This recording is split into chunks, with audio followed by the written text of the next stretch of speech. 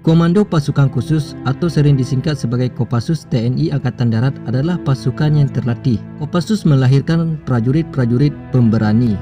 Salah satunya adalah Pratu Suparlan, mendapat julukan Rambonya Indonesia.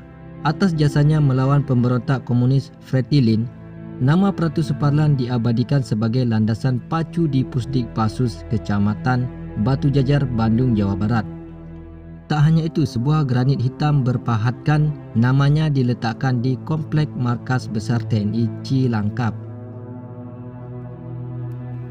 Kisah Pratu Suparlan dalam operasi militer di Timur Timur pada 9 Januari 1983 itu dikenal lewat tulisan di majalah Baret Merah edisi April 2014. Dengan heroik dia menghadang lebih dari 100 prajurit Fretilin sehingga dijuluki Rambonya Indonesia.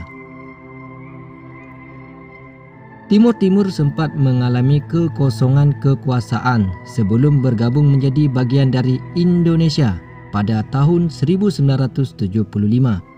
Terjadi revolusi bunga di Portugal, negara yang saat itu menduduki Timur Timur. Revolusi tersebut menyebabkan Portugal tidak bisa mempertahankan kekuasaannya di Timur Timur. Kondisi ini dimanfaatkan para politik komunis Fretilin untuk merebut Timur Timur. Salah satunya usaha Fretilin untuk menguasai Timur Timur adalah membantai lebih dari 6.000 warga sipil yang menginginkan integrasi dengan Indonesia. Demi mencegah terjadinya hal lebih buruk, Indonesia membentuk pasukan gabungan Nanggala II. Dan pada waktu itu disebut sebagai Kopasanda, sekarang yaitu Kopassus. Satu grup terdiri dari 9 orang pun dikirim. Dari jumlah itu, 4 diantaranya termasuk Pratu Suparlan, merupakan anggota Kopasanda, sedangkan 5 lainnya anggota Kostrad. Pasukan ini dipimpin Letnan Poniman Dasuki. Pasukan melakukan patroli di zona Z KF 34-34 Kompleks Lia Sidi di pedalaman hutan bumi La Rose. Wilayah ini terkenal sangat rawan sebab dijadikan sebagai sarang tokoh-tokoh utama Fretilin yang memiliki persenjataan yang unggul pada masanya serta pasukan terlatih dengan pengalaman perang mumpuni. Rencana awal pasukan Kopasanda adalah menyergap pos pengamatan Fretilin untuk memudahkan langkah. Namun setelah rencana tersebut berhasil dilakukan, tiba-tiba pasukan Fretilin berjumlah sekitar 300 orang muncul dari berbagai arah, lengkap dengan senjata canggih seperti senapan serbu, mortar, dan GLM. Posisi pasukan Kopasanda juga tidak menguntungkan. Dengan jumlah pasukan dan kelengkapan senjata berbeda jauh, ditambah posisi terdesak di pinggir jurang, satu persatu anggota pasukan gugur. Anggota Kostrad yang menjaga barisan depan hampir seketika tumbang, diikuti 3 orang lainnya dari formasi belakang. Karena kalah jumlah, pasukan yang jumlah anggotanya semakin berkurang ini memutuskan mundur hingga sampai pada bibir jurang dan memikirkan cara meloloskan diri tanpa semakin mengurangi jumlah anggota tersisa. Satu-satunya jalan adalah melalui celah bukit dan dibutuhkan waktu yang tepat agar mereka bisa lolos sebelum pasukan Fretilin menutup celah tersebut. Melihat kemungkinan ini, komandan tim segera memerintahkan anggota yang tersisa untuk meloloskan diri.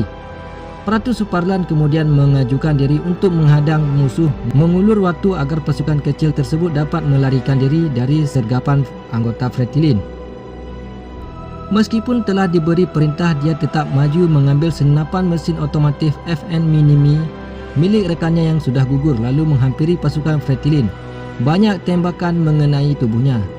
Seorang saksi mata mengatakan Pratu Suparman itu terlihat seperti banteng yang mengamuk, mengejar pasukan Fretilin tanpa lelah meski dirinya dalam keadaan terluka parah.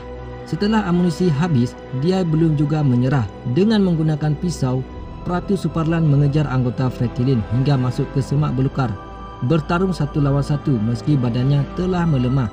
Dengan kondisi itu, dia masih sanggup menumbangkan 6 anggota Fretilin. Ketika sampai pada batas kesanggupannya, Pratu Suparman jatuh tertunduk. Tidak lagi mampu menghunuskan pisau, dia pun mencabut 2 buah granat dari kantong lalu melemparkannya ke arah anggota Fretilin yang mengerumuninya sambil berteriak Allahu Akbar. Teriakannya dibarengi dengan dentuman keras dan robohnya puluhan anggota Fretilin bersama dirinya. Dalam operasi itu, Pratu Suparlan gugur berserta 6 prajurit Kopasanda lainnya. Dari pihak Fretilin 83 orang yang tewas. Beberapa anggota yang tersisa berhasil ditangkap.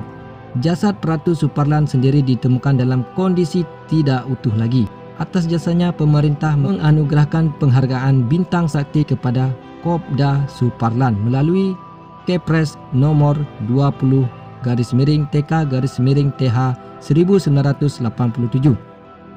Begitulah kisah heroik yang dilakukan oleh salah satu anggota Kopassus yang bernama Pratu Suparlan. Bagaimana menurut kalian?